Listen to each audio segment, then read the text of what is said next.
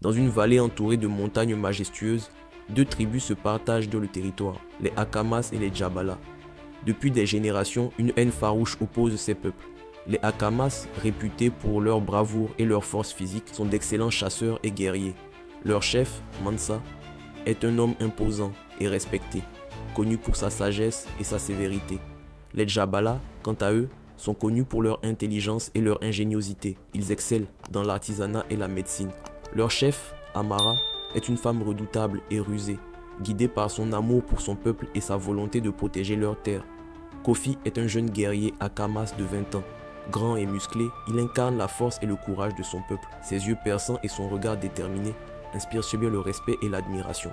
Malgré sa vaillance au combat, Kofi est aussi connu pour sa loyauté et sa compassion. Il rêve de paix, mais son devoir envers son peuple l'empêche d'exprimer ce désir. Naya, une jeune femme de 19 ans, est une Djabala d'une beauté envoûtante. Ses longs cheveux noirs et ses yeux d'un vert profond captivent tous ceux qui la croisent. Naya est dotée d'une intelligence remarquable et d'une grande sagesse pour son âge. Habile dans l'art de la guérison et de la diplomatie, elle aspire à trouver une solution pacifique au conflit qui déchire sa terre. Un jour, alors que le soleil se couche sur la forêt sacrée, lieu neutre entre les territoires des Akama et des Djabala, Kofi part à la chasse. Armé de sa lance, il avance silencieusement parmi les arbres.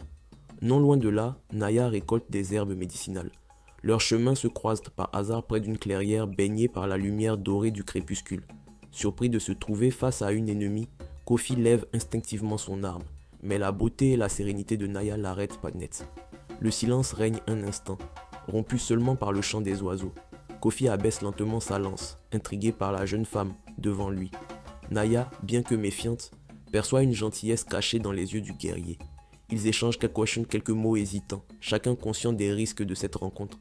Peu à peu, la tension diminue, laissant place à une curiosité mutuelle. Malgré leurs différences et la rivalité de leurs tribus, Kofi et Naya ressentent une connexion inexplicable. Ils parlent de leurs rêves et de leurs peurs, découvrant des points communs inattendus. Kofi admire la sagesse et la douceur de Naya, tandis qu'elle est impressionnée par sa bravoure et son intégrité. Leur rencontre se termine par une promesse silencieuse de se revoir. Conscient que ce lien naissant pourrait être leur perte, mais incapable de renoncer à cette rare compréhension mutuelle. Les jours passent et Kofi et Naya ne peuvent s'empêcher de penser l'un à l'autre. Malgré les dangers, ils commencent à se rencontrer régulièrement dans la forêt sacrée. Chaque rencontre est un mélange de peur et d'excitation. Kofi est motivé par un amour grandissant pour Naya, mais aussi par l'espoir de briser le cycle de haine entre leurs tribus. Naya, quant à elle, est attirée par la noblesse de Kofi et voit en leur relation une chance de montrer à son peuple que les Akamas ne sont pas tous des ennemis impitoyables. Le secret de leur rencontre ne reste pas caché longtemps. Un jour, des chasseurs Akamas et Djabalas aperçoivent Kofi et Naya ensemble. La nouvelle de leur liaison se répand comme une traînée de poudre, provoquant une vague de colère et d'indignation au sein des deux tribus. Mansa, le chef des Akamas, voit cela comme une trahison impardonnable, tandis qu'Amara, la chef des Djabala, considère cette relation comme une menace pour la sécurité de son peuple. Face à la fureur des leurs, Kofi et Naya sont contraints de cacher leur amour. Ils se rencontrent désormais sous la couverture de la nuit, leur cœur battant à l'unisson entre la peur d'être découvert et l'intensité de leur passion. Kofi ressent un poids immense de devoir choisir entre son amour pour Naya et sa loyauté envers son peuple. Naya, elle, se débat avec sa peur de mettre Kofi en danger tout en refusant de renoncer à l'homme qu'elle aime. Malgré les obstacles, l'amour de Kofi et Naya devient plus fort chaque jour. Le danger et l'interdit nourrissent leur passion. Chaque rencontre secrète, chaque échange de regards volés renforce leur détermination à être ensemble. Ils commencent à rêver d'un avenir où leur amour pourrait être accepté, où les Akama et les Djabala pourraient vivre en paix. Conscients que leur amour ne pourra jamais être accepté par leur tribu, Kofi et Naya prennent une décision désespérée, fuir ensemble pour vivre librement. Kofi est prêt à tout sacrifier pour protéger Naya et vivre avec elle, loin de la haine et des conflits. Naya, bien que triste de quitter sa famille et son peuple, sait que c'est le seul moyen pour eux d'être heureux. Ils planifient leur fuite avec soin, espérant échapper à la colère de leur tribu et trouver un endroit où leur amour pourra s'épanouir sans entrave. Kofi et Naya fuient leur village une nuit sans lune, guidés par les étoiles et leur amour.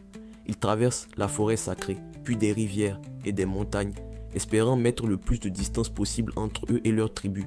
Mais les Akama et les Djabala unis pour la première fois dans une cause commune, lancent une poursuite implacable. Les guerriers des deux tribus sont déterminés à les retrouver et à les punir pour leur trahison. Kofi et Naya doivent y faire face à des épreuves terribles, des terrains difficiles, des animaux sauvages et le manque de nourriture et d'eau. Chaque jour est une lutte pour la survie, mais leur amour leur donne la force de continuer. Kofi utilise ses compétences de chasseur pour trouver de la nourriture et protéger Naya, tandis qu'elle utilise ses connaissances des plantes pour soigner leurs blessures et les maintenir en vie. Après des jours de fuite, épuisés et affaiblis, Kofi et Naya sont finalement rattrapés par les guerriers des deux tribus. Une lutte acharnée s'ensuit, mais Kofi et Naya, malgré leur détermination, sont submergés par le nombre. Kofi se bat courageusement, mais il est capturé, les mains liées par des cordes rugueuses. Naya, elle aussi, est immobilisée, ses rêves de liberté brisés. Les guerriers les ramènent à leur village, où une foule en colère les attend. De retour dans la vallée, Kofi et Naya sont présentés devant les chefs des deux tribus. Mansa et Amara, furieux de cette trahison, décident d'un châtiment cruel et symbolique.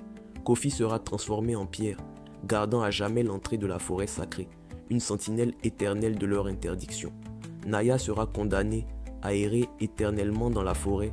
Son chant mélancolique entend les lieux. Comme un rappel de leur faute, les chamans des deux tribus accomplissent les rituels nécessaires, utilisant des incantations anciennes et puissantes. Kofi, malgré sa peur, regarde Naya une dernière fois, ses yeux remplis d'un amour indéfectible. Naya, les larmes coulant sur ses joues, chante une mélodie douce et triste, son adieu à l'homme qu'elle aime. Les pouvoirs des chamans s'abattent sur eux, transformant Kofi en une statue de pierre et condamnant l'esprit de Naya à errer dans la forêt. Les vies de Kofi et Naya sont sacrifiées pour un amour impossible. Leur mort est une tragédie qui secoue profondément les deux tribus. Les Akamas et les Jabalas, témoins de cette punition atroce, réalisent la cruauté de leur haine. La forêt sacrée, autrefois un lieu de neutralité, devient un symbole de leur division et de la destruction causée par leur conflit. Devant la statue de Kofi et les échos du chant de Naya, les membres des deux tribus pleurent. Ils comprennent enfin la folie de leur haine et l'inutilité de leur conflit. Mansa et Amara, en larmes, se rendant compte certains qu'ils ont sacrifié 2 vies innocentes pour des traditions et des préjugés obsolètes. Leurs cœurs se remplissent de regrets et de culpabilité. La tragédie de Kofi et Naya devient un puissant message pour les Akama et les Jabala. Leur amour, bien que brisé, laisse une empreinte indélébile sur leur tribu, qui commencent à remettre en question leurs anciennes querelles et à envisager un avenir de paix et d'unité. Si vous avez aimé la vidéo, abonnez-vous si cela n'est pas encore fait et laissez-nous un like ou un commentaire. Ces petits gestes nous permettent de nous améliorer et font agrandir la communauté. À la prochaine!